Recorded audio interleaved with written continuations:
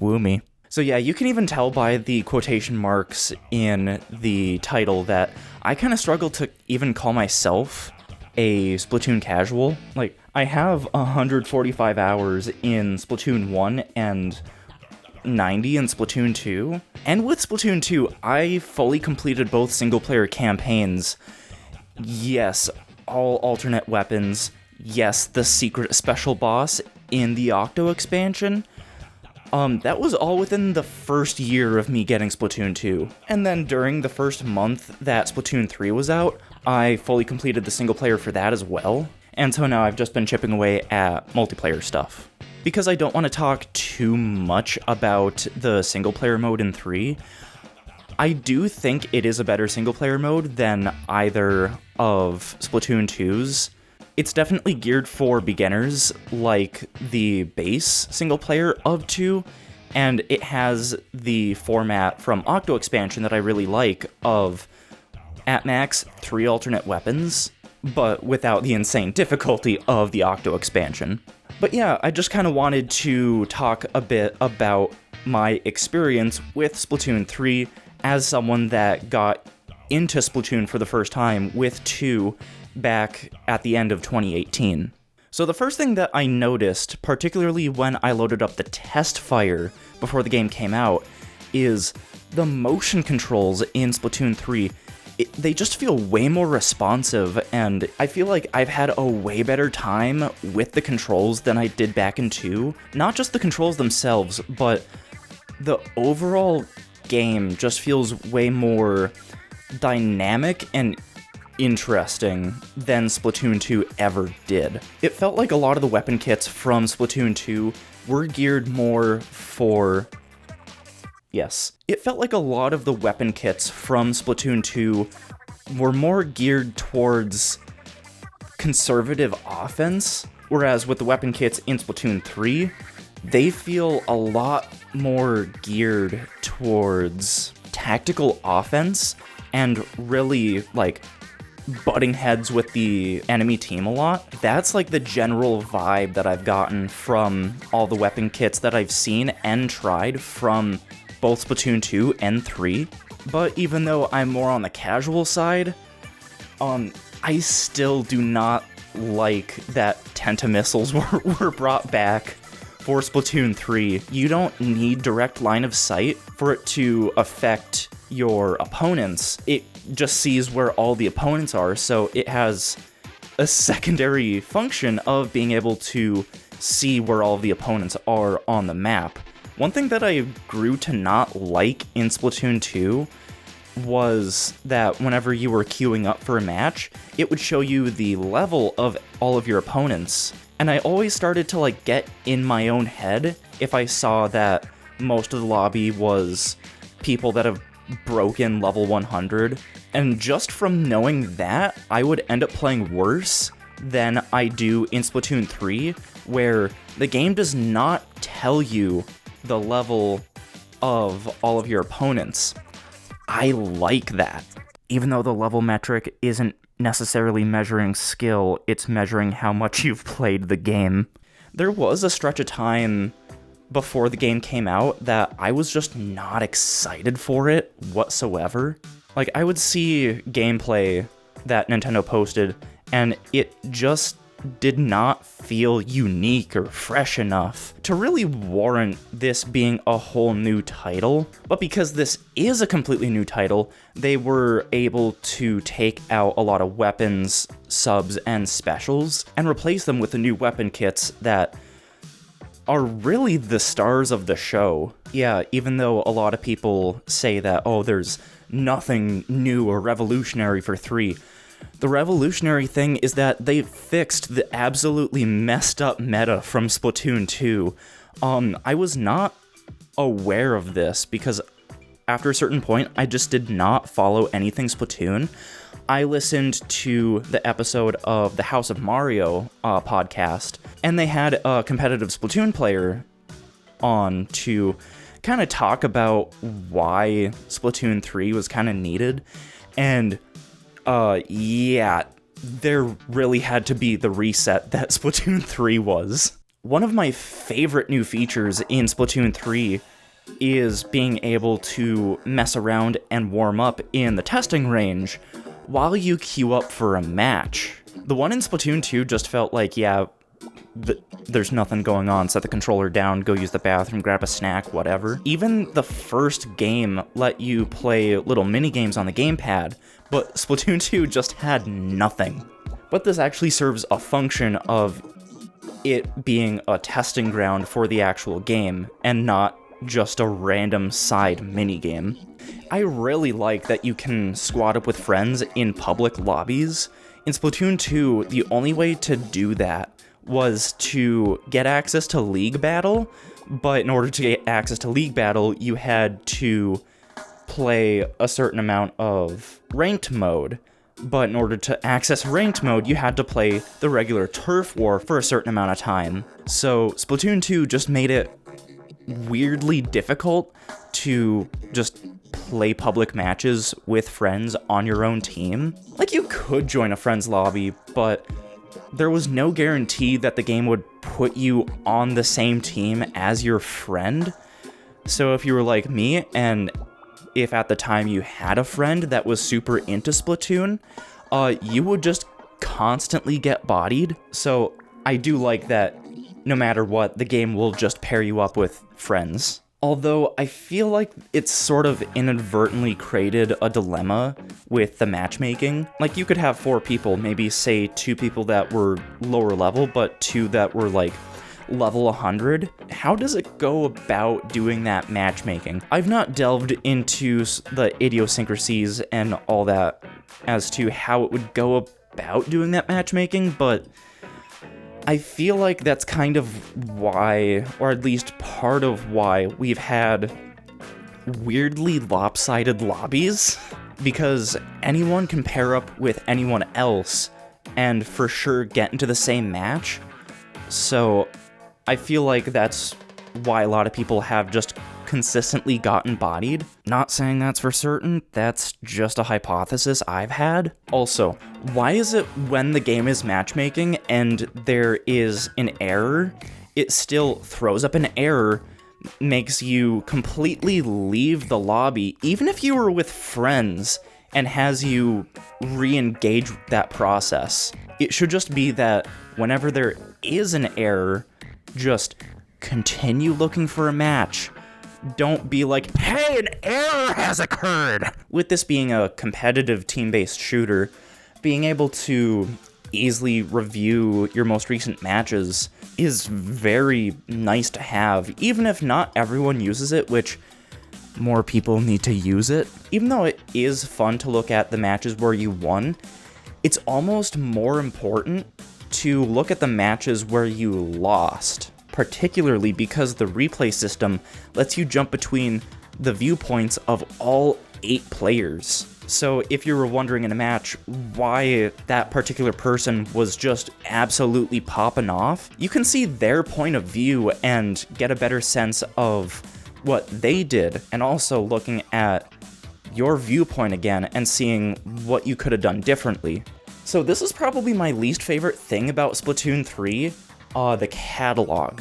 Along with having a meter for your overall level and Anarchy mode rank, you also fill up a bar for the catalog, and every time you fill it up, you'll either get some new piece of gear or tchotchke for your locker. So yeah, it is nice being able to earn these extra items while I'm playing without having to spend any extra in-game money. So at this point in the video, I started talking about how items from the catalogs seemingly are inaccessible if you don't complete the catalog by the end of the season. But I started looking it up, and everything that I was hearing can basically be summarized in this bullet point on the Japanese Splatoon 3 website. It says, gears available in the catalog will be re-recorded in the next year's catalog for the same season. Basically, even if you miss out on items, you will still be able to access them either from future catalogs or in the shops, depending on what kind of items they are. So, yeah. So my favorite part of Splatoon 2 was Salmon Run. In short, 4 human players have to collect a certain amount of golden eggs from various salmonid enemies. Each shift is only 3 waves long, but if you can survive all 3 of those waves, your rank goes up. And the higher rank you are, the quicker you'll be able to unlock the various rewards that you can get from Salmon Run. I would have played this mode so much more in Splatoon 2 if it wasn't on a stupid arbitrary schedule. Like, there were certain real-world hours where you just could not play the mode whatsoever. But thankfully for 3, it's open 24/7, and it is the main thing that I've done in Splatoon 3. And it's really what pushed me to just go ahead and get the game. It's really nice to be able to throw the eggs. In Splatoon 2 Salmon Run, you just couldn't. You had to bring every single egg all the way to the basket. But throwing the eggs does use up some of your ink. In order to actually throw an egg, you need to have enough ink that you would normally for a bomb, but it doesn't use up all of that ink, just some. And that egg throwing mechanic comes into play with the special extra wave that you can sometimes encounter. So as you play Salmon Run more during a stage rotation, your little meter right here will start filling up. And if you happen to clear a wave 3 on a given shift, and if enough of your coworkers have their meter filled up, you encounter the Kohozuna, which I like to call the big boy. You're given the same 100 seconds that you have during the regular waves, but instead of bringing the eggs to the basket, you're shooting them at the big boy. So you can sort of think about the Kohozuna as just being a giant egg basket that can hurt you. And if you beat him, you get, like, scales or whatever. The way that the scales are distributed are just stupid. I've heard of some people who didn't quite kill the Kohozuna, but they got some golden scales, whereas I've heard of people who have fully finished off the Kohozuna, and they were given only bronze scales. It's basically random the types of scales that you get, and I don't like that. And even though we've only had one of these so far, Salmon Run now has a special themed event, like what I'll get to later, called Big Run. The only thing that's different compared to a standard Salmon Run rotation is that it's a full 48 hours, and it takes place on a multiplayer map. In the case of the first Salmon Run, it was Wahoo World, which I am part of the group of people who thinks that it is a better Salmon Run stage than it is a multiplayer stage. Aside from Big Run just being Salmon Run but on a multiplayer stage, it is essentially an online global leaderboard event. At the end of the event, players are given a higher prestige locker tchotchke, basically, the closer they were to the top 5% of Salmon Run scores. And for whatever reason, people were upset that they did not hit the top 5% on their first go. Those were probably people who have barely touched Salmon Run, have barely probably even touched Splatoon 3 to begin with, and they were upset about not being among the top 5% of scores. What sort of logic is that? Besides, the only thing that you get for being in the top 5% is just that the locker tchotchke that you get is gold or whatever. Like, it's not a big deal, yet I saw people who were legitimately pissy on Twitter about that. That's probably just my cue to not go on Twitter as much. Speaking of being pissy, Splatfests. So Splatfests have been a thing since the first game. Players get to choose what team they want to represent. Do you like dogs or cats more? Do you like SpongeBob or Patrick more? Or do you want to do a tournament between all 4 of the Ninja Turtles? Once you choose a team, you play Turf War for 24 hours in the first 2 games, 48 now in Splatoon 3. And the game takes into account various metrics to figure out which team did better. In the case of Splatoon 3, we have 2 different queues for matchmaking during Splatfests. The one that most people probably went to is open. And with that, you're able to squad up with friends. And even if you lose, you still get some clout, which goes towards earning overall points for your team. But because you're able to squad up with friends, that means that people are able to voice chat. So again, that's kind of my personal hypothesis as to why matchmaking is not very fun in the Splatoon 3 Splatfests. But there is that secondary mode of matchmaking. I forget the name of it. It'll be on screen probably here. The only things that are different is that you can only solo queue into it, so you cannot bring anyone from your friends list into matches with you. And also, the game tries to do some sort of matchmaking by trying to pair players that have similar weapons with each other. So maybe you'll get a slosher, a charger, a shooter, and a roller, just as an example. However, if you lose a match in this alternate mode, you don't earn any clout whatsoever, and I'm pretty sure your title does not go up either. And once a Splatfest is over and all the points are tallied, the only thing that happens with the winning team is that they just get a couple more sea snails. Like, if you get up to ruler rank, if you're on the losing team, or one of the 2 losing teams, you still get 21 snails, whereas the winning team gets 24. Like, that's not a big gap. And yeah, ever since I started playing Splatoon 2 and was looking at other people on Twitter that were talking about the Splatfests, for some reason people get way up in arms about not winning all the time. And it's like, chill out. You're only getting 3 more snails if you're on the winning team and got up to ruler rank. And really the only functionality of the snails is increasing the level of a piece of gear to be able to put more sub-abilities on it. So really only the dedicated players are even gonna use the sea snails whatsoever. I don't know, whenever there's a competition like this, there are some people who get way too into it and just cannot handle when they've lost. So I do like the tricolor turf wars, but I really wish they took place on specially designed maps instead of just jerry-rigging them onto pre-existing multiplayer maps.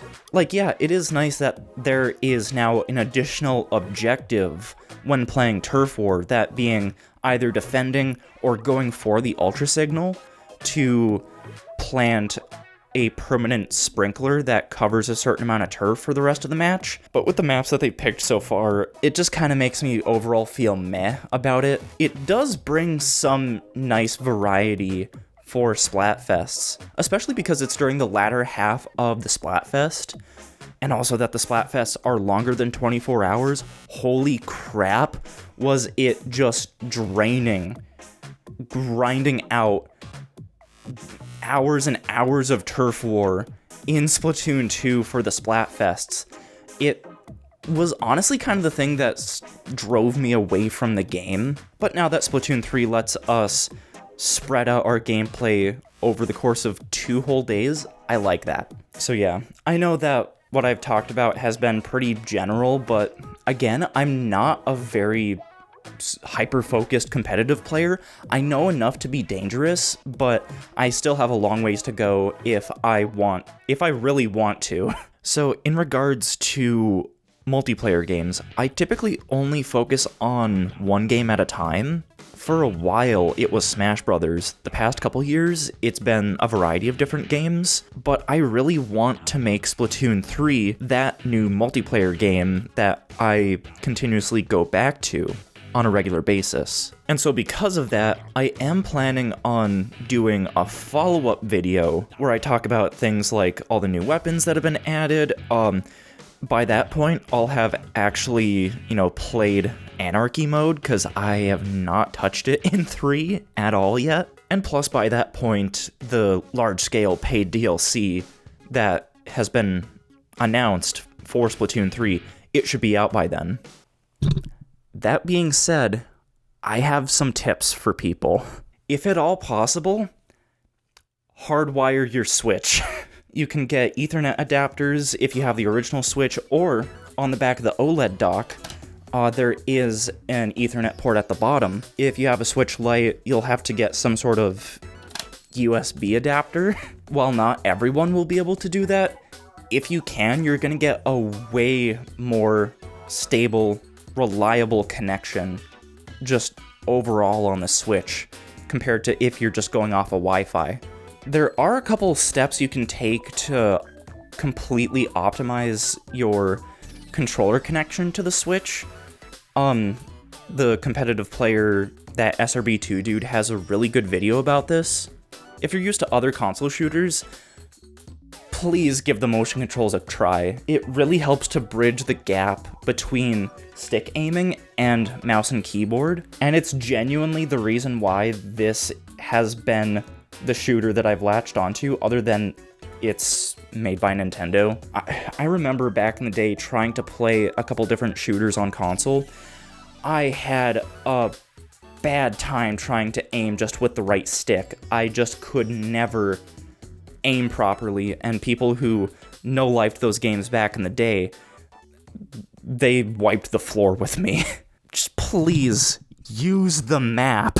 Aside from being able to see where all your teammates are, if you really look, you can see that the map updates in real time, meaning if your opponents are shooting ink, you have a pretty good sense of where your opponents are. So if you ever wonder why someone just ambushed you and popped you, that's why, whenever you're shooting ink, consider yourself vulnerable. Also on the map, you can see that the tags for your teammates all have D-pad directions. If you hit that direction and A, after a couple seconds you'll jump to their location, and hitting down on the D-pad will actually bring you back to spawn, which oftentimes is quicker than letting yourself get splatted by an opponent and waiting for the respawn to kick in. Even though you might not be able to notice, swimming around in ink does leave a little bit of a trail, and it plays an audio cue.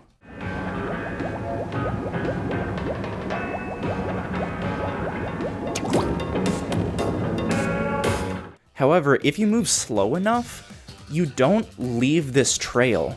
Don't stand in front of teammates. That actually blocks their shots. Oftentimes, it's not the best thing to go in guns blazing. Try to survey the area around you and just try to be smart about it. Don't rush in, get splatted, and get angry. That's not helpful. And yeah, there's the obvious thing of study the maps. Study all of the different weapon kits. Even though this might sound counterintuitive, play the single player mode all the way through. My recommendation is to beat every stage at least once, if not with all of the alternate weapons. It does a pretty good job of putting you into different scenarios and using different weapons, subs, and specials in different ways to get you more comfortable and familiar with how all that works. I've heard a lot of people say that splatting opponents in Splatoon doesn't really do much, but in reality, it's almost as important as, covering the turf. Even if it is just a couple seconds while someone respawns, that is, shutting off that valve of ink that the enemy team is trying to produce. The Switch Online app is actually pretty useful for Splatoon. Even though all the multiplayer modes and stages rotate out in real time, you can check that schedule in the Switch Online app and even put a widget on your home screen. So then you can just look at your home screen, see what's coming up next in the rotations, and not even have to open up the app.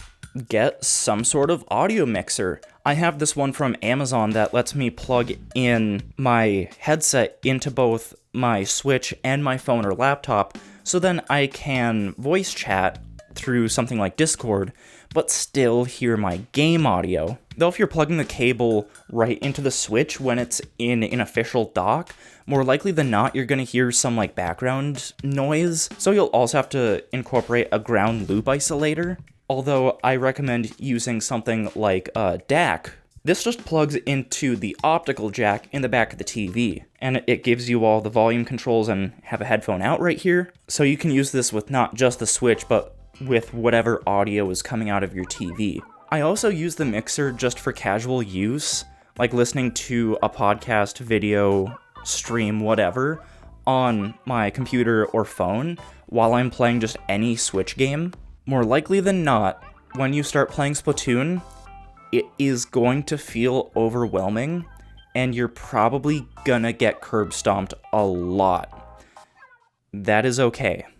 Just be open to learning all the different mechanics and how things work. And I guess the last thing to keep in mind is Splatoon gets better over time. This is a online multiplayer game, so things are gonna be happening over time. If you're not a fan of how something works now, it's likely that they may change that in the future, just depending. And my last piece of advice, keep your emotions in check. Splatoon, for whatever reason, is really good at making people just angry. Whether you realize it or not, getting angry is not going to help you. You're not going to be able to think clearly. And if you really do get that angry, just set the controller down, step away from the game. It is not worth getting angry about the funny squid game. I would know. Back in Splatoon 2, I legitimately threw this Pro Controller on the ground so hard that it's kinda scuffed the back of the left grip. Yeah, don't do that.